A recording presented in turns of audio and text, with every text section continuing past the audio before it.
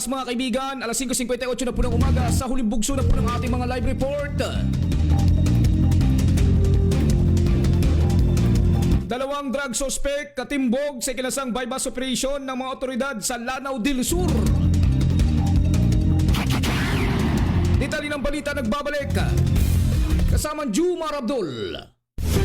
Thunder Radio Live Reports. Samang Jumar, good morning. Maraming salamat. Tulungan ngayon ang bagsak ng dalawang drug suspect matapos matimbog ito sa ikinasang bypass operation ng mga otoridad sa Lanao del Sur nitong araw ng Sabado, Enero 18, taong kasalukuyan. Kinilala ang mga naaresto na sina alias Jamael at alias Mahid, bawang mga residente ng Lanao del Sur. Nahuli ang dalawa sa pinagsanit ng mga puwersa ng PFR, PNP SAP at Marawi City Police sa Barangay Matampay, Marawi City lang.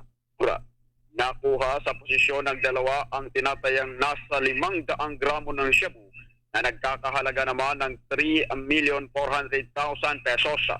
Sa ngayon ay nasa custodial facility na ng PDEA-BARM ang dalawa at nakatakdang sampahan ng kasong paglabag sa Republic Act 9165 o Comprehensive Dangerous Drugs Act of 2002. Report mula dito sa rehiyon ng Bangsamoro, Jomar Abdul para sa mga balitang bago at mabilis. Thunder News, Philippines. Thunder Radio Live Reports. Maraming salamat kasama Jumar Abdul mula dyan sa Maguindanao mga kaibigan.